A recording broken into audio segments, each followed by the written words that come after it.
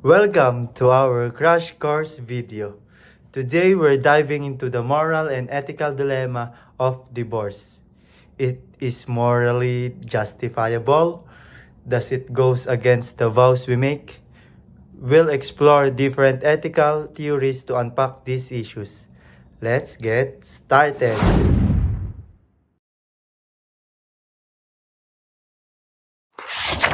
Divorce is a legal dissolution of marriage. The history of divorce is lengthy and complicated. And because of its effect on people, families, and society as a whole, it is frequently seen as an ethical dilemma. In the 21st century, it's more common than ever due to changes in societal norms, individual freedoms, and gender equality. But it's not just a legal issue. Divorce was looked down upon in society, and marriage was regarded as a holy and unbreakable bond. Nevertheless, shifting views have been brought about by shifting gender roles, changing societal standards, and a greater emphasis on personal freedom. In addition, concerns on divorce effects on the institution of marriage itself have been raised by its growing acceptance. Easy access to divorce, according to some, compromises the stability and commitment required for happy marriages, while others maintain that it enables people to leave toxic partnerships and pursue happiness. Let's see how different ethical theories interpret divorce. According to utilitarianism, the focus is on the greatest happiness for greatest number. Divorce might be considered morally acceptable if it reduces suffering and increases happiness. Utilitarians would balance the potential benefits of divorce, such as less stress, better mental health, and the chance to start new, satisfying relationships, against the possible disadvantages, such as social disgrace and emotional pain for children. Whichever action improves overall pleasure and reduces suffering for the largest number of individuals will ultimately determine the decision. For example, in a marriage where constant conflict affects children, divorce could lead to more peaceful and happier environment for all parties involved. Deontology, or duty-based ethics, emphasizes following rules and fulfilling duties. Marriage vows are a commitment, a duty to stay together for better or worse. From this perspective, divorce might be seen as morally wrong because it breaks the vows regardless of the consequences. For example, if a couple commits to be together for better or for worse, for instance, abandoning the promise even when there is a great deal of dissatisfaction, might be viewed as immoral. Deontologists believe in the value of keeping commitments and carrying out duties, even if doing so results in suffering.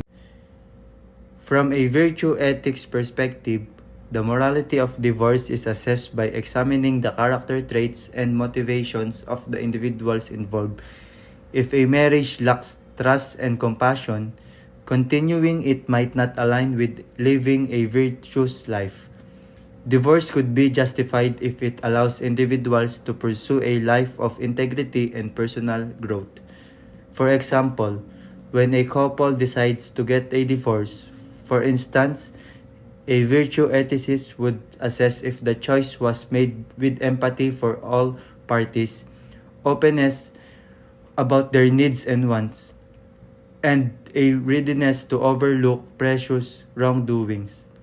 Additionally, virtue ethics emphasizes the need to cultivate the individual traits required for a fulfilling existence. Divorce may be viewed as a necessary step towards developing values like self-respect, bravery, and the capacity to build meaningful relationships in the future if a marriage is continuously causing more harm than good, resulting in anger, bitterness, and a reduction in general well-being. Feminist ethics focuses on relationships, power dynamics, and care. Historically, women were often trapped in abusive marriages due to societal and economic pressures. From this perspective, divorce can be empowering, promoting equality, and protecting individuals from harm. Ethical relativism argues that moral decisions depend on cultural norms and individual beliefs. In some cultures, divorce is stigmatized, while in others, it's accepted. This perspective acknowledges that there's no universal right or wrong when it comes to divorce. Care ethics prioritizes the needs of those involved in maintaining relationships. If divorce is necessary to protect the emotional well-being of the family, it's morally justified. For example, a parent might choose to divorce to provide a healthier environment for their children. Let's take a real-life example. A couple, Alex and Taylor, find their relationship toxic, affecting their mental health and their kids. Applying utilitarianism, divorce maximizes happiness for everyone. Through virtue ethics, they are seeking a life of honesty and compassion. Feminist ethics supports Taylor's autonomy if Alex's behavior is controlling.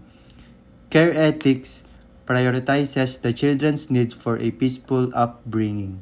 Divorce is a complex moral dilemma with no single answer. It depends on individual circumstances and the ethical lens you use. Understanding these perspectives help us navigate such dilemmas with compassion and critical thinking. Thanks for watching, everyone. Don't forget to like, comment, and subscribe. The link to this video will be in our submission. See you next time!